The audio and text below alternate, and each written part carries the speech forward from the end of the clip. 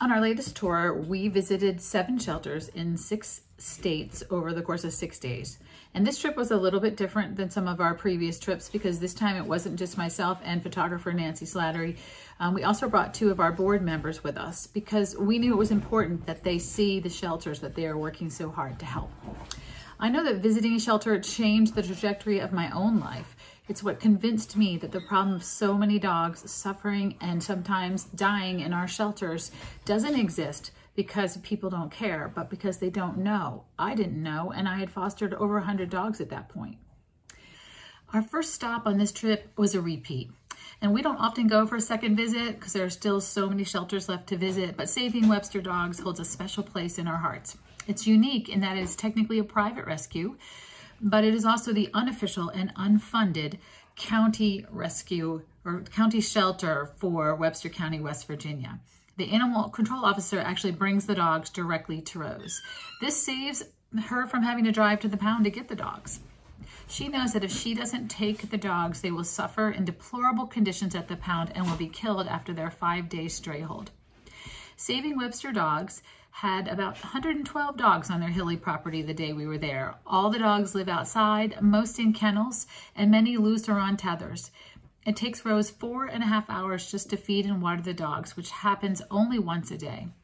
There are only a handful of others who come to help, but on the day we visited, it was just Rose, so we helped with feeding and watering. The dogs are mostly hound dogs, many abandoned after they failed to hunt well. They were sweet and overjoyed to see us, but it is a tough place to live with no heat or air conditioning or often very much shade. We were inspired by this visit to start initial plans partnering with Tales of Hope, another advocacy group, to sponsor a Webster Dogs work weekend. So watch for more on this in the weeks to come. Our second stop was Open Arms Animal Shelter, which is owned and operated by Lawrence County Humane Society in Louisa, Kentucky, home of the latest American Idol winner. Open Arms is a small shelter with room for just 10 to 20 dogs and a similar number of cats, plus a pack of feral cats that roams the property. They contract with the county, so the animals come in through the animal control officer, plus special circumstances and emergencies. They only take owner surrenders if they have room. The shelter saves 400 dogs and even more cats each year on their $100,000 budget. They receive $1,800 a month from the county, but the rest has to be raised by donations. Luckily for the county, there's a wonderful nearby rescue run by the vice president of the shelter, Pleasant Springs Farm Animal Rescue. It's a foster-based rescue and takes many of the medical cases and most of the puppies that turn up at the shelter. They save over 2,000 animals every year. There was a time when dogs were adopted out locally, but for the last 10 years, they have primarily been saved through rescues. Leonika, who started the shelter 30 years ago with her friend Betty, who recently passed at age 95, said that 2% of their animals are adopted to locals who have to go through an application process and home inspection. Everything else finds its way to safety through their rescue network. All the animals are vaccinated and dewormed on intake, and nothing leaves without being spayed or neutered. Leonika is firm on that and always has been. Between the shelter and the local rescue, they are saving the unwanted animals of Lawrence County, but they are completely dependent on rescue. It's not a sustainable situation, but is one that we encounter almost everywhere we go. Incredible heroes, mostly women, who are sacrificing everything to save the animals, and counties who count on them with no plan for what happens when they can no longer continue to rescue. At the SPCA of Bradley County, Tennessee, we met Melissa, the executive director, and Ashley, the volunteer and foster director, who both began work here a year ago. They came from a large shelter near Atlanta because they heard the shelter needed help. These women, along with an enthusiastic and knowledgeable staff, are turning things around. Like so many small open intake shelters, there's a tough history here to overcome, and they will have to work hard to change public opinion. The shelter is open intake and handles about 1,500 animals a year. The animals at the SPCA get out mostly through adoptions, but Melissa is hopeful that they can build a network of rescue partners to get the dogs out more quickly. She has a few dogs who have been there for months. Melissa is instituting lots of good changes like updating and improving record keeping, applying for and receiving grants, and doing animal enrichment. But often they are short-staffed and she has to pitch in all over, plus run the animal control calls. I'm excited for the future of SPCA of Bradley County and inspired by the leadership of Melissa. The message on her shelter t-shirt seemed to underline her attitude: be kind to all kinds.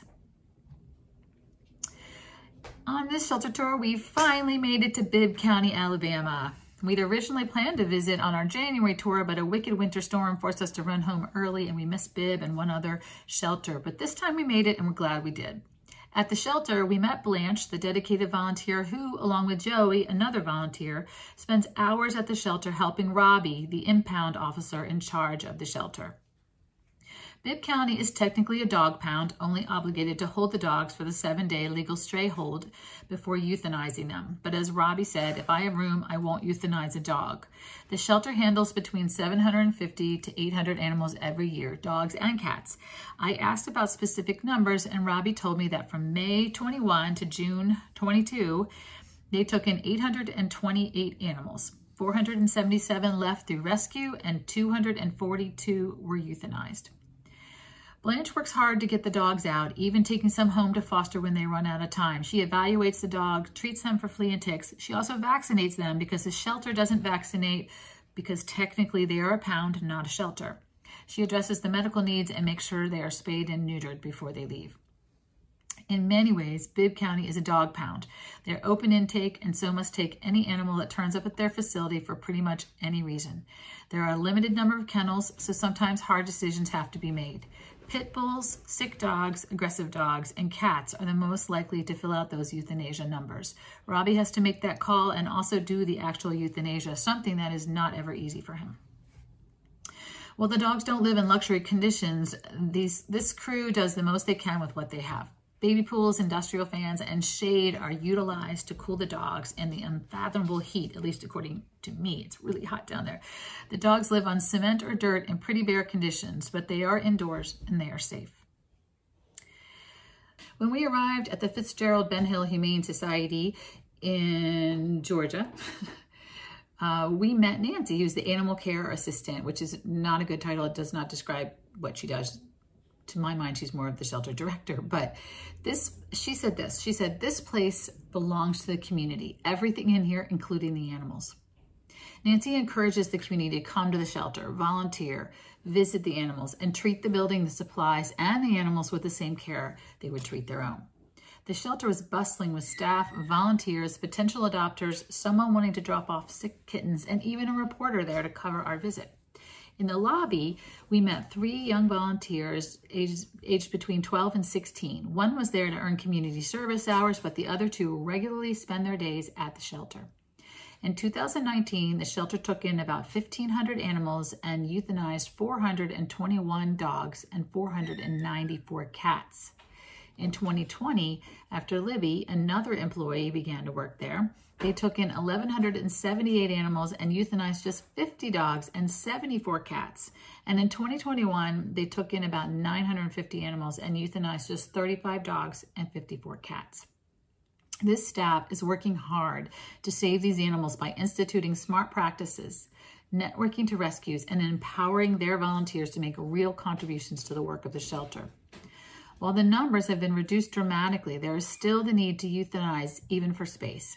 The city has breed-specific laws, so the shelter cannot adopt out bully breeds in the city. This makes it harder to find homes for pit bulls, and rescues that will pull them are also hard to find. Fitzgerald Ben Hill was full of large dogs and many bully breeds. The only small and small-medium dogs were all tagged already for rescue. This is an ongoing challenge for every shelter. Most rescues want to pull puppies and small dogs. It's much harder to find rescue for the big dogs. Our next stop was back in Tennessee. It was a beautiful drive up to Mountain City. We followed a dead-end road up a hollow to where it ended at the shelter. Mountain City Animal Shelter is a tiny cinder block building nestled into a woody hillside. There are about 8 kennels with indoor-outdoor access separated by guillotine doors. The shelter handles about 500 animals a year, dogs and cats. Mandy is the only employee. She works at the shelter 7 days a week, 365 days a year, and her husband sometimes helps her on the weekends. When she really needs a day off, someone from the street department, because the shelter is technically under the street department, will cover for her. She's on call 24 hours and handles all the animal control calls for the city and the surrounding county. Mandy began working at Mountain City 7 years ago. Back then, she told us the shelter had an 80% kill rate. In the last 4 years, Mandy has not had to euthanize a single dog and only 3 cats for medical reasons.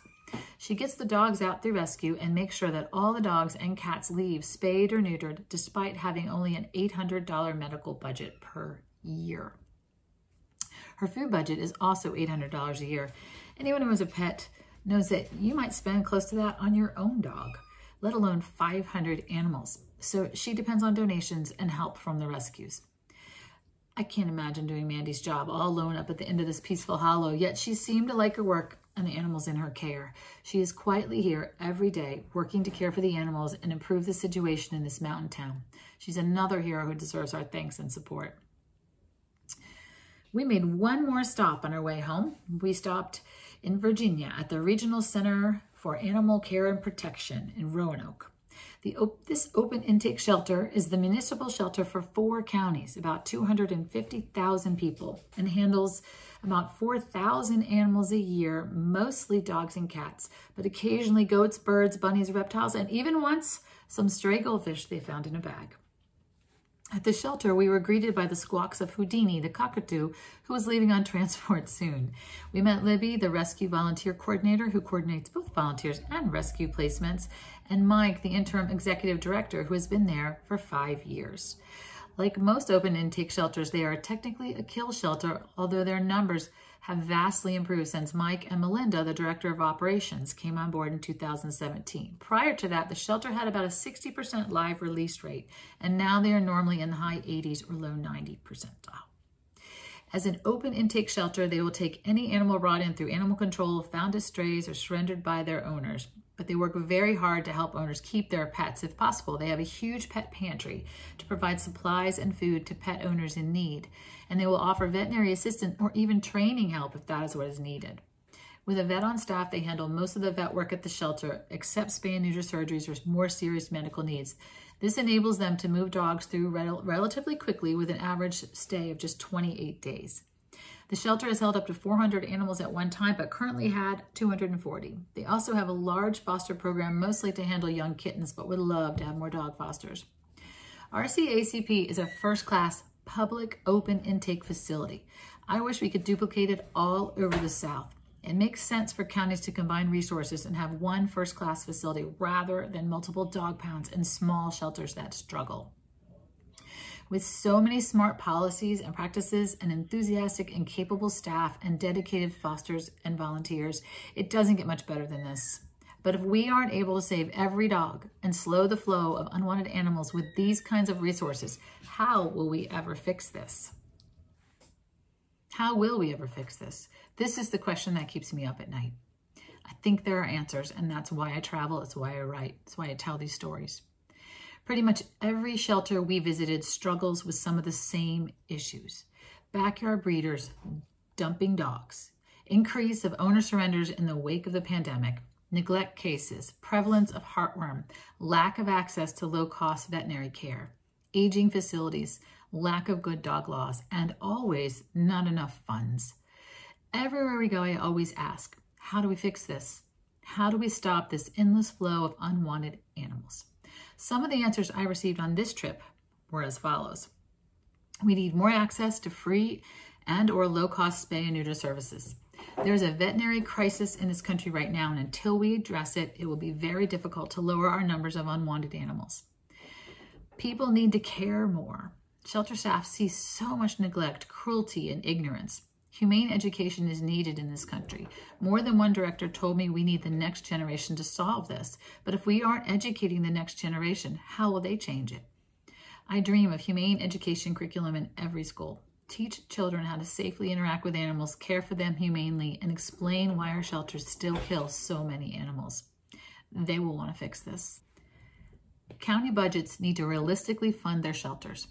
And I would add that they need to have an appropriate facility. Too many public and private shelters are dependent on donations from residents and private individuals who want to help. Our followers gave generously to our trip and shopped the Amazon wish list of the shelters we visited.